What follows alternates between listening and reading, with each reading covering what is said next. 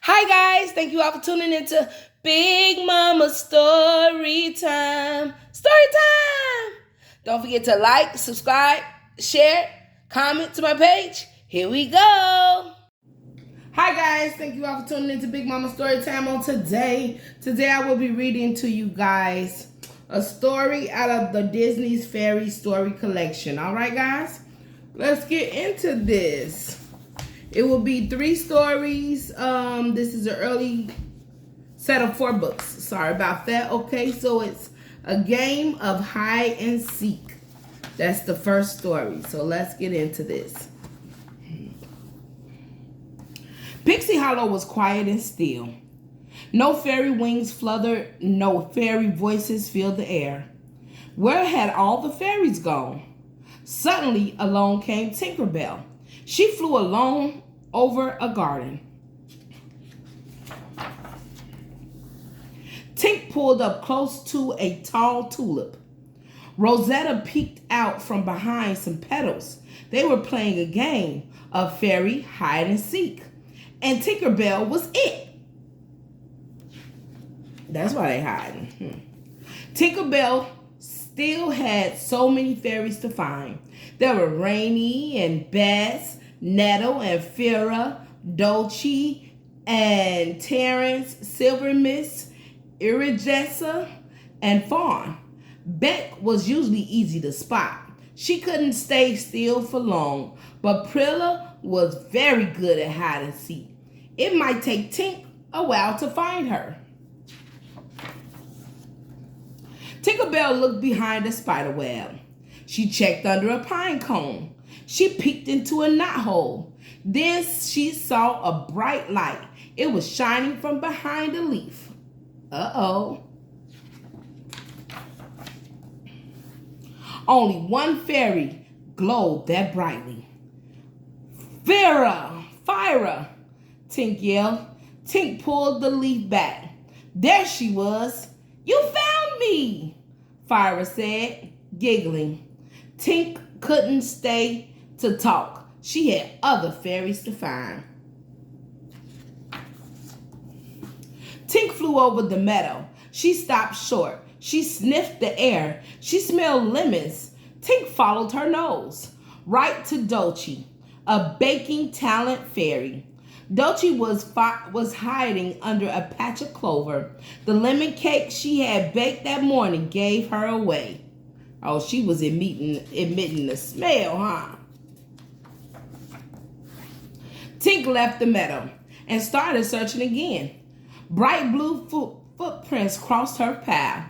The footprints led over some pebbles and down to the river. There, Tink saw Bess hiding among the pussy willows. How did you find me? Bess asked. Tink pointed to the art talent fairy's feet. The bottom of her shoes were covered in blue paint. Oh, drat! Bess exclaimed. I spilled some paint in my room today. I must have stepped in it. Y'all just giving y'allself away. Tink found Silver Miss behind in the rain spot. She found Fawn in a bird's nest. Iridessa was trying to blend in with the butterflies.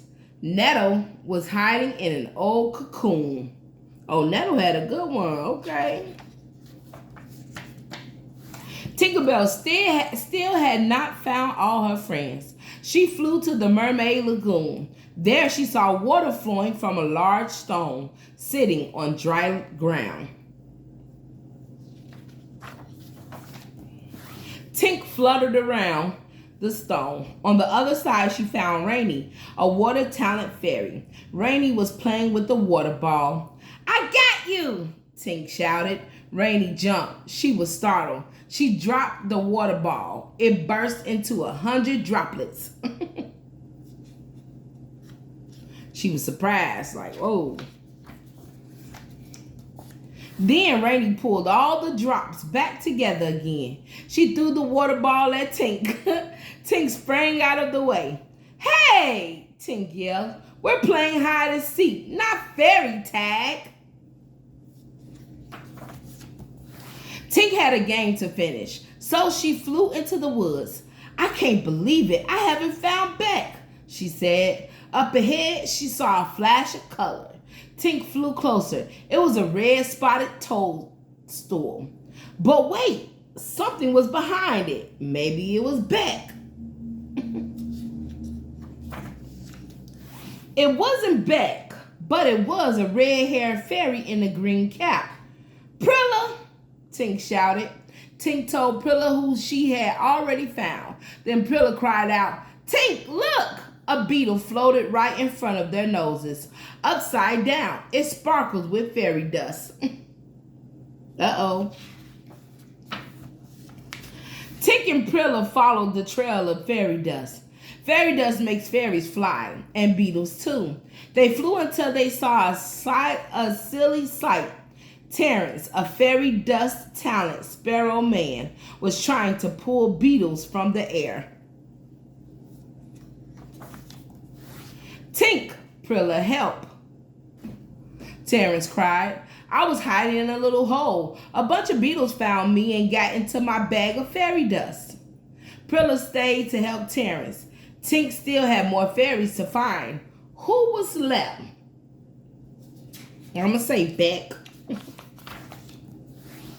Tink settled on a lily pad to think for a bit. She had found Terrence and Prilla, Fawn, Iridescent, Rosetta, Nettle, and Silver Mist, Dolce, Rainy, Fyra, and Bess. The only fairy she had not found was Beck. Tink flew off again. She looked and looked. Then she asked the other fairies for help. They all joined in. They explored every garden. They searched over the meadow and the lagoon and the fairy dust mill. Where in Pixie Hollow was Beck? Tink tugged at her bangs. She was stumped.